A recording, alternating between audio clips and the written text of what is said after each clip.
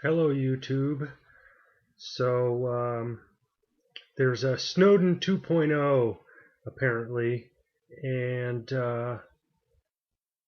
what this really highlights, because he's not really the second, Snowden wasn't the first.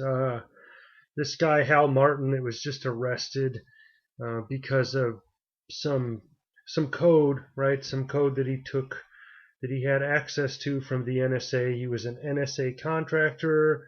He took some code. They arrested him.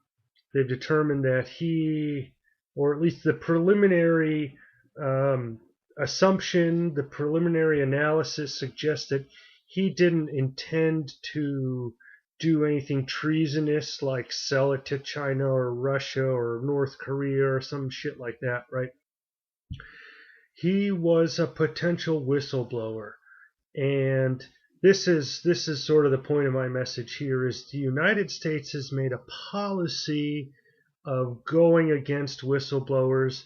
It is it's a part of the unfolding police state that you are being subjected to, and specifically right now, this is driven by the left. Under Bush, of course, with the Patriot Act and all that kind of stuff, yeah, definitely sort of laid some of the groundwork for all of this. So it's not entirely partisan, but right now the left is to blame. They were the party that was supposed to not have anything to do with all of this kind of shit. They were the party that was supposed to not be warmongers, uh, Greenpeace and all that kind of fucking shit, right?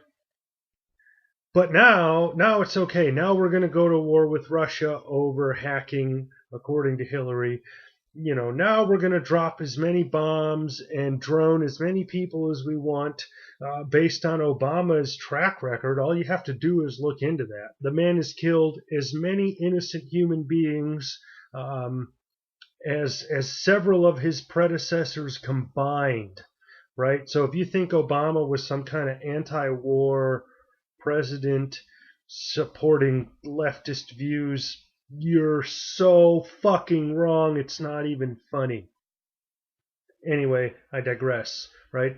This guy, Hal Martin, was arrested because he downloaded or in some way took into his personal possession code that he was working on or that he had access to from the NSA as a contractor, as an independent contractor or whatever, through his employment. And what this really shows is that the United States government has made a policy of going after whistleblowers. And it's not just at this big federal level. There's the California bill, AB 1671, right, which has made it illegal in California to disseminate video recordings of whatever, right? You can't be an investigative journalist and use video. You can't go into some place with a hidden camera and say, oh, look, these people are doing something bad. These people are doing something morally wrong. These people are doing something that society doesn't approve of. Whatever. It's not legal in California to videotape that kind of activity and disseminate it. And so it's become systemic at this point that the United States and that the tertiary levels of government want to go after people who are whistleblowers. And this is really borne out in how the media refuses to report honestly on just about anything. And the whole alt-right Pepe the Frog kind of nonsense, right? Everyone on the independent media is an alt-righter and they must be hardcore right-wingers and, all this kind of nonsense.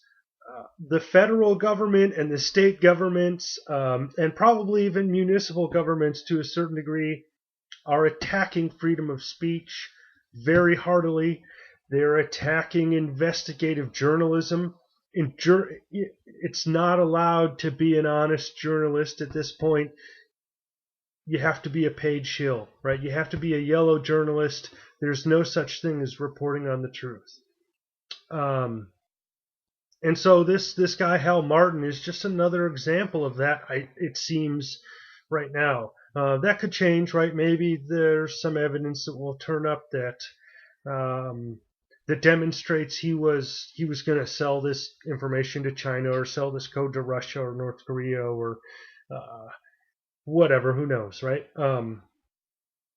Probably my gut feeling right now, my Gibbs instinct at this point right now, is that the guy was a whistleblower, right? He was going to demonstrate something to the American people that was going to highlight how they're getting fucked. And so, I guess the ultimate point of this message is that if you want to live in a police state, then continue on with the status quo. If you have no value of freedom, then trust your government. Otherwise, it's time to voice your opinion. It's time to use the power of social media in the effort of diplomacy, so to speak, until that doesn't work anymore. But if you value your independent individual freedoms, if you're a libertarian, for sure.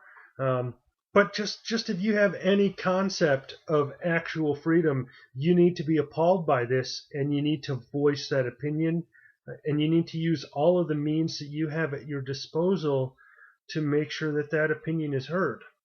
That's all. Thanks.